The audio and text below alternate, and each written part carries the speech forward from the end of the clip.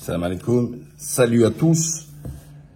Une crise sans précédent a commencé et va s'amplifier tant sur le marché de la vente que du locatif. Donc, tous les Français sont concernés.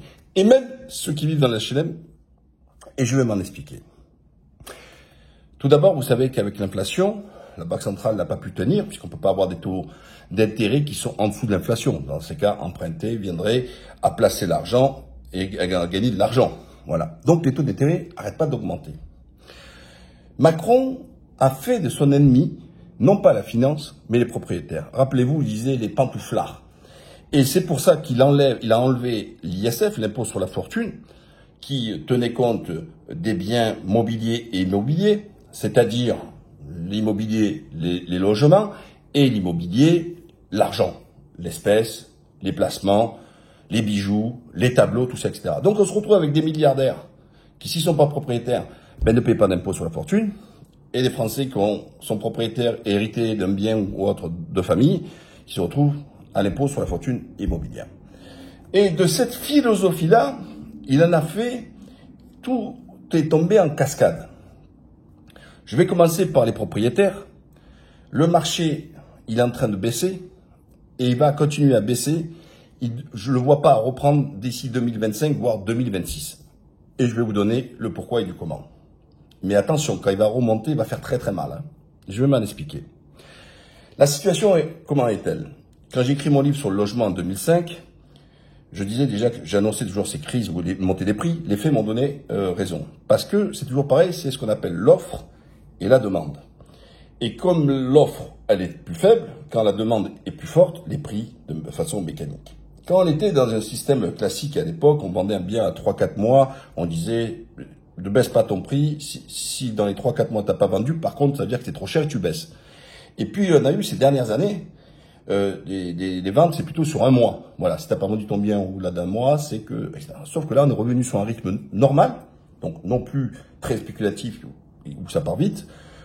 Ça peut mettre 4, 5, 6 mois. Et donc, les gens, qu'est-ce qu'ils font? Ils commencent à baisser. Donc, c'est pas le moment de vendre, ça c'est certain, etc. Par contre, ceux qui peuvent acheter, le problème, c'est qu'on a les taux d'intérêt. Et donc, là, je reviens au taux d'intérêt de la Banque Centrale Européenne, où les gens pouvaient emprunter sur 25 ans à 1,20 et chipoter certains pour 0,10, vous voyez, 1,20, 1,30, 1,40 qui faisaient les chichis. Sauf que maintenant, les banques, elles vous prêtent à 4 et elles ne veulent plus vous prêter. Elles ne prêtent plus. Voilà. Alors, ils ont inventé un nouveau chibibique avec la Banque de France. Donc, on n'est plus sur les histoires des 33% d'endettement, etc., hors assurance, etc. Ils ont un mode de calcul, c'est que les banques ne prêtent plus. Voilà. Les banques, ils ont arrêté, ils ne prêtent plus. Ils ne prêtent pas. Il faut être blindé. Alors, ça touche les classes populaires et ça touche les classes moyennes. Parce que avant, dans les classes populaires, les gens pouvaient s'emprunter à 100%, voire 110%. Alors, qu'est-ce que c'est 110%?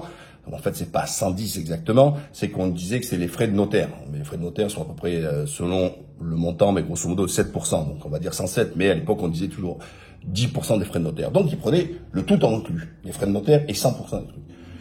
Et puis, ces classes moyennes, qui avaient un apport, alors, ou parce qu'ils avaient déjà un bien et qu'ils ont déjà commencé un peu à amortir, un apport, par exemple, de 40 000, 50 000 ou 100 000 euros, et puis derrière, ils empruntent 200, 300 000 euros, etc. Ben, c'est ces gens-là qui sont touchés aujourd'hui. Ils ne peuvent plus emprunter. Voilà, les banques, wanted, etc. Mon ennemi, c'est pas la finance pour Macron. Et Bercy, tout ça, ils ferment leur gueule. Donc, la France de propriétaire, elle n'existe pas. D'accord? Donc, vous vous rappelez, c'était Sarkozy qui avait dit ça. Mais au moins, lui, il avait mis un dispositif, c'est-à-dire la déduction des intérêts d'emprunt pour permettre aux gens d'avoir accès à la propriété. Donc, de facto, les classes populaires, les classes moyennes, ils n'ont plus le droit. Là, aujourd'hui, c'est pas possible. Ils peuvent plus emprunter, ils peuvent plus, donc, changer de logement. Et donc, tant qu'il y aura la BCE, la Banque Centrale Européenne, donc on a les deux indicateurs, qui est sur des taux qui montent, d'accord, ils sont élevés, plus les banques qui refusent. De facto, le marché, si les gens, on se retrouve avec plus des gens qui vendent que des acheteurs potentiels solvables, le marché commence un peu à se baisser. Donc, il y a plein de gens qui commencent à baisser leur prix. Mais attention, la BCE, là, elle fait parce qu'il y a de l'inflation, mais 2024, 2025, voire 2026, moi je vous annonce à partir de 2025, l'inflation, elle commence à être un peu contrôlée, entre guillemets, c'est-à-dire qu'elle est moins puissante, etc. Donc on va retrouver une inflation dite normale. Bon, même si nous l'annonce fait, quand ils annoncent 5%, ils se foutent de la gueule du monde. Hein. Mais dans les 1 ou 2%, tout ça, etc. Dans ces cas, je pense 2025, la BCE va automatiquement rebaisser ses taux d'intérêt.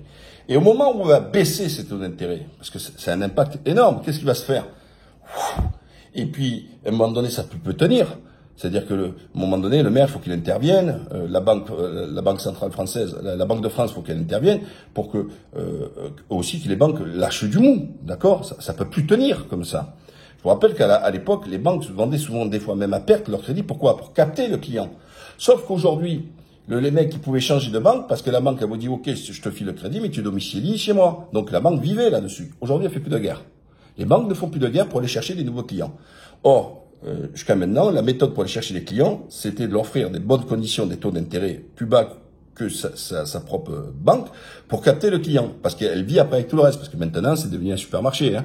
Elle vend des assurances, assurance maison, assurance truc, du bricolage. C'est plus des banques. Hein. D'ailleurs, il n'y a même plus d'argent dans les banques. Et maintenant, ce qu'il y a des guichets et le cash, il a tué. Donc, voilà. Ensuite, locataires. Ils ont sorti une série de lois de dire aux propriétaires, Laurent Bonza, donc la loi elle est depuis le mois de janvier, de leur dire, s'ils ne respectent pas les classifications qu'ils ont fait en termes d'isolement, tout ça, etc., votre appartement ne peut pas être loué. Ah, sachant, comme je vous dis, moi j'ai écrit mon livre en 2005, on devait produire minimum dans le privé et en plus dans le social, plus de 800 et 1 million de logements pour rattraper le retard. Le retard, on l'a jamais rattrapé. Et aujourd'hui, il y a un effondrement de la construction. Pourquoi? Parce que l'inflation a fait que le coût de la construction est très cher et que les terrains, ils sont chers aussi. Et puis, ça construit plus. Mais quand le neuf va pas, ben, tout va pas. Et quand on dit que la construction va, tout va bien dans l'économie.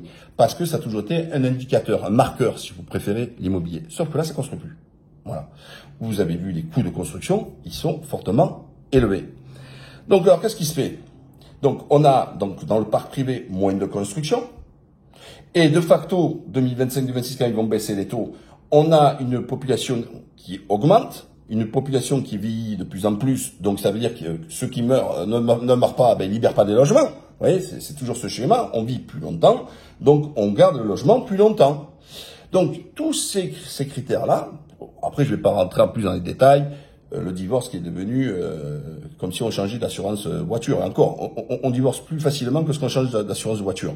Donc ça veut dire que le célibat endurci fait que, au lieu de, quand les gens ils sont en couple, ils utilisent un logement, mais quand ils sont en single, ils sont en célibataire, ben, ils utilisent deux logements. Donc tous ces critères un peu sociologiques, c'est-à-dire les vieux qui vivent plus, le célibat, les divorces, tout ça, etc., fait que on augmente la demande de logements sur le marché locatif. Mais en face, le gouvernement, il a dû en couper peut-être 30% avec sa loi. Donc ça veut dire qu'aujourd'hui, le propriétaire qui veut louer un logement qui rentre pas dans la droite ligne du respect, ben, il peut avoir des sanctions très lourdes. Donc, je dis pas que certains vont le faire en cachette, mais ils vont se faire taper. Hein. Ils vont se faire taper direct parce que maintenant ils sont en train de croiser tous les fichiers. Et d'ailleurs tant mieux. Hein. Et donc quand ils vont se rendre compte que il y a quelqu'un qui s'est déclaré aux impôts à tel endroit, 72 rue Robespierre par exemple, appartement numéro tant, eux ils vont le savoir. Il y a quelqu'un dedans, d'accord? Et ensuite, s'ils voient que vous n'avez pas fait de déclaration de revenus fonciers, ils vont s'occuper de vos côtelettes. Donc n'essayez même pas de gruger, parce que au départ ça marche, mais après vous allez vous faire fracasser. Et puis moi j'ai toujours dit, vous savez, je suis quelqu'un d'assez strict. Je n'ai jamais invité aux gens à tricher, mais à respecter la règle, même quand la règle n'est pas bonne et pas juste. Alors, quid des logements sociaux? On a eu la politique de l'ANRU, l'Agence nationale de la rénovation urbaine, qui était une bonne chose, hein, qui était lancée par sous Chirac. Mais quand ils détruisent un quartier où il y a 1000 logements, et ils disent on va en faire en taille humaine, ben ils en construisent 300 ou 400. Mais on a perdu ces 600 logements. Donc aussi, quand il y a eu la politique de la rue qui était une bonne chose, c'est-à-dire de pouvoir casser des lieux vétustes, des grandes barres, et pour faire de la mixité sociale, c'est-à-dire qu'autour faire de la résidence d'habitation privée, hein, mélangée avec les HLM, etc. Oui, mais c'est quoi du coup, on a construit moins. Et regardez les prix des loyers. Aujourd'hui, même dans les HLM, on n'est pas très loin du privé. Hein, c'est plus l'HLM d'un écart de 1 à 3 ou à 4 par rapport à ce qui se fait dans le privé. Donc, On a une paupérisation de la société, puisque le gouvernement s'entête à ne pas augmenter le SMIC et donc ne pas augmenter aussi les autres salaires. Et puis, d'avoir fait que les avantages fiscaux et de cotisation proches du SMIC, ce que les patrons, du coup, salaire minimum devient salaire maximum, parce que s'ils augmentent le salaire, ils augmentent de facto la proportion de charges à payer. Voilà, donc la stupidité du schmilblick.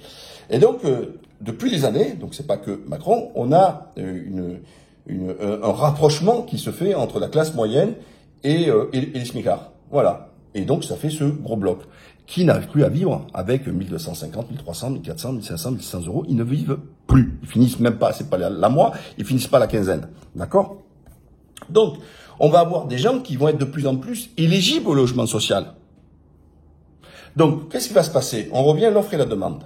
Le gouvernement, avec sa mesure, j'ai pas les chiffres exacts, mais ça doit être énorme, hein. Il a enlevé 30% du jour au lendemain, depuis sa loi, 30% sur le marché. D'ailleurs, il a enlevé les logements privés à la location parce qu'ils doivent respecter cette norme. Alors, petite parenthèse, comment voulez-vous qu'un propriétaire unique, par exemple, le mec, il achète un appartement dans un immeuble où il n'y a que des propriétaires, ils veulent pas faire l'isolation, un truc, parce que ça coûte une fortune, etc. Donc, en gros, vous lui imposez de faire des travaux d'isolation, mais sauf que ça reste dans les parties communes. C'est l'isolation par l'extérieur, ça porte son nom, c'est à l'extérieur. Et l'extérieur, c'est la copropriété. Donc, il n'a pas le choix, lui. C'est qu'il, même s'il voudrait, il peut pas. Parce que les autres n'ont pas dit oui. Mais comme aujourd'hui, on a le record historique du non-paiement des charges, parce que l'énergie qui a augmenté, tout ça, je ne parle pas moi des résidences où ils ont le chauffage collectif, ils se font massacrer, ils se font dépouiller. Oh, il y a des gens qui passent des appartements aujourd'hui à 300, 400, 500 euros par mois de charges de copropriété, c'est énorme, bien sûr, avec le chauffage collectif, tout ça, etc. Donc, ça veut dire quoi? Ça veut dire qu'on se retrouve aujourd'hui avec déjà un marché qui était tendu, surtout dans les zones urbaines, les métropoles. Donc un marché qui était très tendu, où il manquait de l'offre de location privée pour commencer à atténuer le prix. Mais si on enlève 30% du marché encore des appartements, ben, qu'est-ce qui va se passer? Ben, la rareté, c'est-à-dire qu'aujourd'hui, on a la vente qui est en train de s'infléchir, parce qu'il n'y a plus personne qui peut emprunter et compagnie. Et puis, par contre, dans la location, c'est l'inverse. C'est qu'on a enlevé sur le marché des offres de logement, d'accord, pour nada d'ailleurs, pour rien, c'est-à-dire qu'il n'y a pas quelque chose qui vient le remplacer. Vous voyez comme ils sont vraiment teubés, ils sont vraiment bêtes. Que du coup, ben, ceux qui veulent se louer, ben, les prix sont en train d'augmenter. Voilà. Et donc, et si ça construit pas non plus des logements sociaux. Donc, voilà un peu la situation.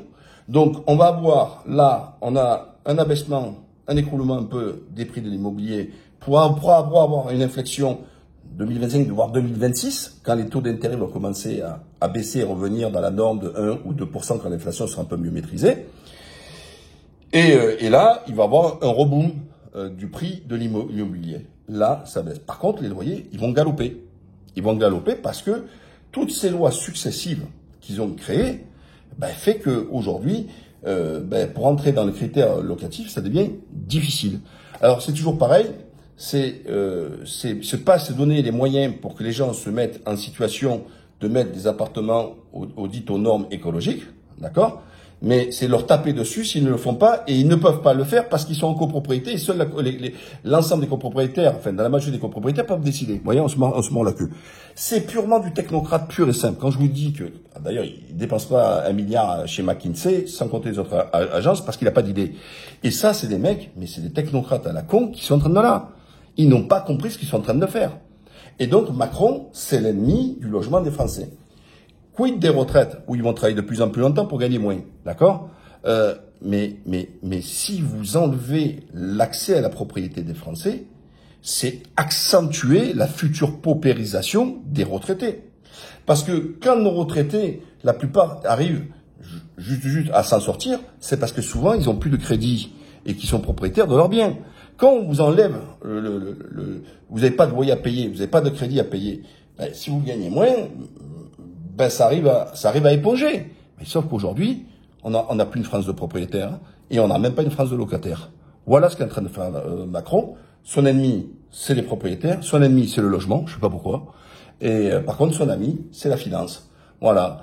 Donc, de très mauvais jours en perspective. Désolé d'être le porteur de mauvaises nouvelles, mais moi je suis là pour vous dire aussi la vérité et la réalité des choses. Voilà. Et encore une fois, je suis en colère pour les banques, parce que les banques, elles sont en situation de monopole.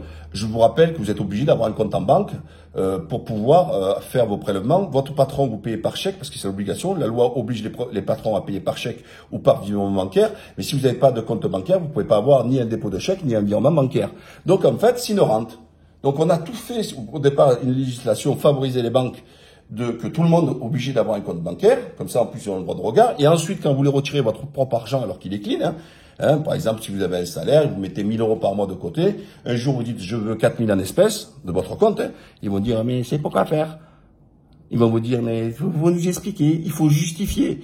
Mais et après vous me parlez de liberté, vous allez parler de la chrétie, la Turquie, l'autocratie, etc. Mais ici, moi, je retire même 1 million d'euros, je pose même 500 000 € sur la table, il me pose pas de questions. Il me dit, tu veux du thé, tu veux du café, tu veux de l'eau. En France, ton propre pognon, alors qu'il est clean, on te demande, mais t'es sous curatelle. En fait, c'est quoi? Vous êtes mon tuteur? Je dois me justifier. Quand il vous demande, c'est pourquoi que tu veux en faire, tu dis, je vais niquer ta mère. Désolé d'être vulgaire, mais je suis à un moment donné obligé de lui dire ça. Voilà, c'est pour niquer ta mère, c'est pour faire ta mère, je veux l'inviter au resto et je vais me taper ta mère. D'accord? À une question con, il faut répondre une réponse con. Voilà. Et quand les autres, pareil pour moi, pour la Turquie, ils font les transferts, ils disent, c'est pourquoi, ils disent, voilà, je suis amoureux d'un tapin que je veux la nourrir et je veux jouer au casino. Non, mais ça suffit, quoi. Et après, vous parlez de liberté. Mais les peuples sont en train d'étouffer. Mais pourquoi? C'est très anxiogène. Voilà. Et donc, je vous le dis encore une fois, cette question-là n'a jamais été éludée par Macron. Il n'a jamais parlé du bâtiment. Il n'a jamais parlé du logement. Il en a strictement rien à foutre. Et là, il est en tremblote avec le maire, seulement pour voir ce que les agences de notation vont penser de la France. Ils vont baisser la note de la France parce qu'on risque d'emprunter un peu plus cher. Donc voilà, c'est le mec qui est soumis aux agences de notation. Il a plus peur des agences de notation que des Français qui sont dans la rue. Alors n'oubliez pas, abonnez, partagez, likez, faites ce que vous voulez, quoi. Voilà. Allez, à la prochaine, bye bye.